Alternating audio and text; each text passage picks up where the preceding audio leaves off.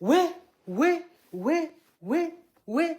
On dit dans la vie, là, tant que tu n'as pas encore déjà, faut pas dire que tu sais tout. Faut pas dire que tu as tout vu. J'ai dit que dans ce monde-là, si tu n'as pas encore quitté ce monde-là, quand quelqu'un est en train d'expliquer son histoire, faut pas dire il ment. Il y a des choses qui se passent dans ce monde. Regardez ce qui va se passer ici. Par contre, je sortais avec un homme. Il vit en Côte d'Ivoire. En ce moment, j'étais en Côte d'Ivoire. Maintenant, l'homme, je ne vivais pas chez lui d'abord, mais après, je suis allée chez lui, je me suis installée chez lui. Je partais en famille de temps à autre. Mais j'ai constaté quand on mourut, le truc qu'il prend pour se nettoyer là, il gardait en fait. Malgré le truc qu'il prenait pour se nettoyer, il gardait en fait. Maintenant, un jour, il est parti en voyage. Et quand il est revenu avec un canari qu'il a déposé dans la douche. Maintenant, il m'a dit, ce canari-là, tu ne dois pas toucher ça. J'ai dit, ok. Donc, je ne touchais pas. Un jour, j'étais en train de me laver et mon gel de douche a glissé. C'est tombé sur la couverture du canari, en fait. Et quand ça est ouvert, j'ai vu les torchons qui prenaient, les trucs qui prenaient pour se nettoyer. Les serviettes là. J'ai vu ça à l'intérieur. J'ai vu ça à l'intérieur. Donc, le soir, quand il est rentré, je l'ai confronté. Je lui ai dit, ah, Canari qui est dans la douche là, tu sais pourquoi en fait? Il dit non, qu'il est malade, il ne se sentait pas bien. Et puis, quand il envoyait Canari là, à partir de l'instant où il envoyait Canari, après là, il venait avec beaucoup d'argent. Beaucoup d'argent. Si vous dites que je peux vous envoyer même des photos de 100 millions, 50 millions, 40 millions. Il envoie beaucoup d'argent rempli dans un sac qu'il garde dans un placard. Il me dit, je ne dois pas toucher. Et un jour, je me suis levée comme ça. J'ai commencé à prier parce que je suis musulman. J'ai pleuré toute la nuit. J'ai demandé à Dieu, j'ai dit, hey, je suis dans quoi? Je ne sais pas dans quoi je me suis mise. Mes parents même ne savent même pas dans quoi je suis. Dieu, sauve-moi. Qu'est-ce que je dois faire pour quitter dans ça? J'ai tout fait. J'ai prié, j'ai pleuré. J'ai pleuré jusqu'à... Donc, je l'ai confronté encore. Je lui ai dit, moi, je pars. Je sors de là. Et quand je veux partir comme ça, il me dit, il me donne l'argent. Il faisait tout pour moi. Il me donne beaucoup d'argent. Mais l'argent, je ne peux rien faire avec.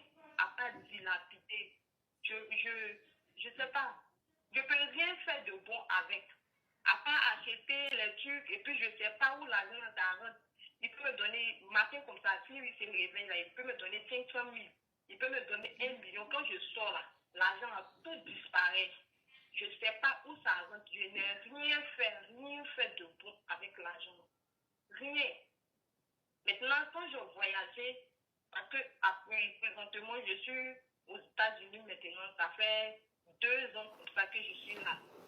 Donc, depuis que je voyageais là, il m'appelle, il dit non, il ne se retrouve plus, qu'il y a des paroles que je dois prononcer, qu'il doit se sentir bien. Donc, je ne sais pas, je suis confuse.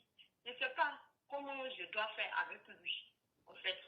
Donc, c'est quoi ta... Quand il m'appelle, il me demande pardon, il dit tout ce que je veux, si je veux il veut que je revienne dans sa vie. Maintenant, tout ce que je veux de dire, si c'est une voiture, je veux, il peut m'acheter une voiture, il peut m'acheter une maison, tout.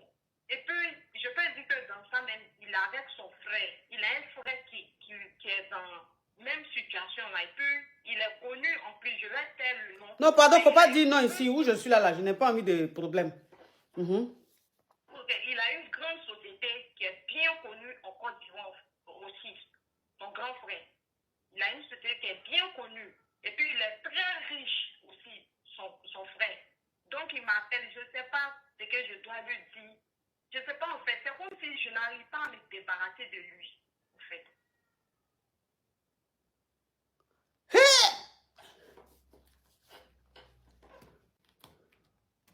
C'est-à-dire que j'ai dit que j'ai frisson même. C'est que Mes bras même me font nyeng, ma tête me fait nyeng. Je suis bizarre, je me sens bizarre. Mais j'ai dit, tu es dans les trucs comme ça là, tu n'as pas expliqué à ta maman?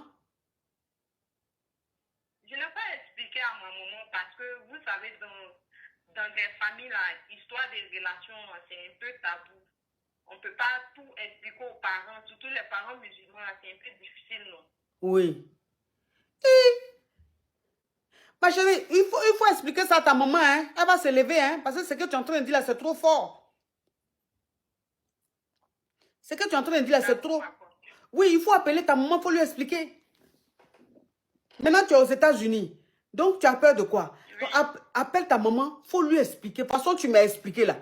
Peut-être qu'il y a des choses même que tu ne m'as pas dit là. Il faut tout expliquer à ta maman.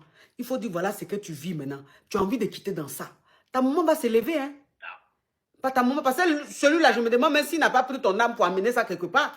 Parce que comment tu peux être avec quelqu'un comme ça, juste quand tu es aux États-Unis, mais tu n'arrives pas à quitter sous son emprise. Voilà, donc appelle ta maman. Ta maman va se lever, hein. Ah, appelle-la, elle va se lever, hein. Sinon là, ma chérie, moi-même où je suis là, je ne peux rien faire, hein. Moi, je ne peux rien faire. Je ne peux rien faire. Courage à toi, ma chérie. Appelle ta maman, tu lui expliques, il ne faut pas laisser ça. C'est très sérieux. Courage à toi, ma chérie. Courage. J'ai dit que dans ce monde-là, si tu n'as pas encore quitté ce monde-là, quand quelqu'un est en train d'expliquer son histoire, il ne faut pas dire il ment. Il y a des choses qui se passent dans ce monde-là. Vous savez, j'ai une caviar. Avant, elle me suivait. Quand je faisais live sur Facebook, elle me suivait. Quand les gens appelaient, et puis ils racontaient leur histoire, ils disaient, ça c'est faux. Ça c'est des trucs qu'elle a monté avec les gens pour appeler. Elle-même là, elle a vécu une situation dans sa famille là. Quand elle m'a appelé, elle dit, coach, avant là, je jugeais les gens qui appelaient. Je pensais que c'était un scénario. Mais moi-même, ce qu'elle vient de vivre là, c'est là que j'ai compris que dans ce monde-là, tant que tu n'as pas encore vu, il ne faut pas dire que ce n'est pas vrai.